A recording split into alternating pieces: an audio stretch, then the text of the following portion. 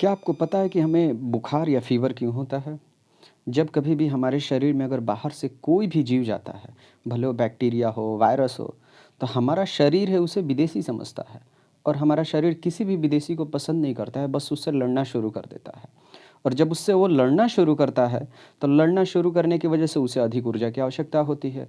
अब वो ऊर्जा अपने शरीर से लेना शुरू करता है और इसी उथल-पुथल में शरीर का तापमान क्या होता है कि बढ़ जाता है। एक सामान्य तापमान से जो कि 98.6 डिग्री फ़ारेनहाइट होता है, अगर 1 डिग्री भी तापमान अधिक में होता है, तो हमारा शरीर या हम गर्म महसूस करने लगते हैं, हमारा शरीर गर्म हो जाता है। तो हम बोलते हैं कि हमें फ़ीवर हो गया है, हमें बुखार हो गया। 100 डिग्री के पार जाता है तो हम काफ़ी परेशान भी हो जाते हैं।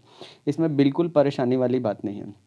अगर आपके शरीर का तापमान बढ़ता है, इसका मतलब यही है कि आपका शरीर किसी न किसी बाहर से गए हुए जीवों से लड़ रहा है, विदेशियों से लड़ रहा है और उनसे लड़कर अपने आप को तैयार कर रहा है कि हम इससे बच जाएँगे।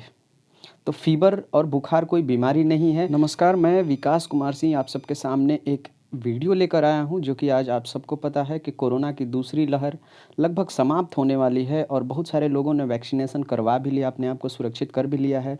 फिर भी हमारे गाँव में बहुत सारे ऐसे भाई बंधु हैं, जो जिनके मन में ये डर बना हुआ है कि वैक्सीनेशन के बाद उन्हें फ़ीवर होता है या कोई बड़ी घटना होने का अंदेशा है। तो उन सबके लिए मैं स्पेशली ये वीडियो लाया हूँ कि आपको बिल्कुल घबराने की ज़रूरत नहीं है। ये बुखार क्यों आता है और दर्द क्यों होता है या कोई भी परेशानी आपको क्यों होती है वैक्सीनेशन के बाद, बस आप पहले वैक्सीन के बारे में जान लीजिए कि ये वैक्सीन होता क्या है, आपके सारे मन की शंकाएँ दूर हो जाएँगी।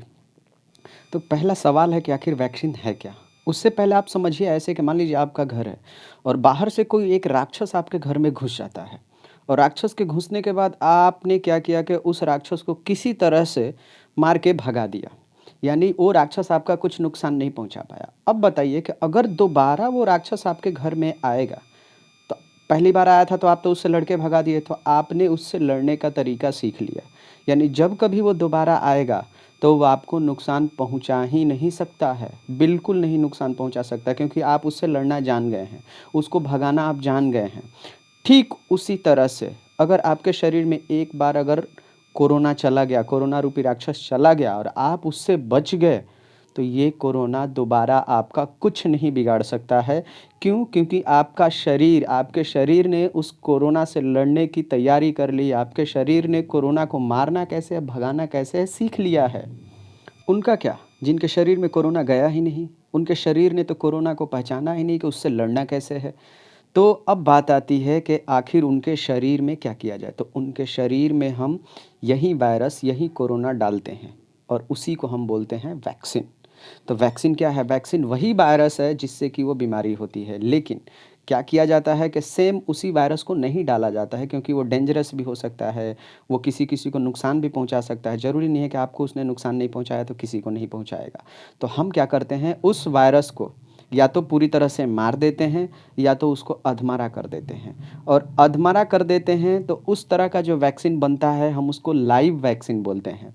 यानी अभी वो ज़िंदा है, वो मरा हुआ नहीं है। और ये जो इस तरह का वैक्सीन होगा यही हमारा कोविशील्ड है। अब जैसे ही ये शरीर में हम डालते हैं, तो हमारे शरीर को इससे मतलब नहीं है कि कौन आया, वो नुकसान कर सकता है कि नहीं कर सकता है। शरीर उसको विदेशी ही समझता है, बाहरी ही समझता है और उससे लड़ना शुरू कर देता है और फिर से तैयारी करने लगता है कि उससे हमें लड़ना कैसे, उससे हमें बचना कैसे है। यानी कि ये वैक्सीन आपके शरीर में जाने के बाद आपको एक सुरक्षा प्रदान करता है। अब आते हैं दूसरे प्रकार वैक्सीन का, जो कि हम पूरी वायरस को डेड कर देते हैं, मृत कर देते हैं और मृत करने के बाद वो शरीर में डालते हैं। फिर वही शरीर मृत और ज़िंदा नहीं देखता है, वो उससे लड़ने की तैयारी शुरू कर देता है और फिर से तैयार हो जाता है कि उससे हमें लड़ना कैसे है। और ये जो कोवैक्सीन चल रहा है, ये डेड वायरस से बना हुआ वैक्सीन है। मिला-जुला कर निचोड़ ये है कि वैक्सीन के रूप में आपके शरीर में वही वायरस डाला जाता है, लेकिन ऐसा वायरस जो कि या तो अधमरा है या तो मरा हुआ है, जो आपको नुकसान बिल्कुल नहीं कर सकता है, लेकिन आपका शरीर उसको पहचान लेगा कि ये कौन है। यानी दोबारा अगर वो कोई ज़िंदा वायरस भी आपके शरीर में आता है, तो उससे लड़ लेगा आपका शरीर, उससे हार नहीं पाएगा, यानी बचा के रखेगा आपको। अब वैक्सीनेशन के बाद आपको बुखार क्यों आता है, ये मैंने आपको शुरू में ही बताया था कि शरीर के अंदर कोई भी अगर बाहरी फ़ॉरेनर अंदर जाता है तो शरीर उससे लड़ना शुरू करता है, तो शरीर का टेम्परेचर बढ़ना शुरू होता है और हम उसी को फ़ीवर बोलते हैं।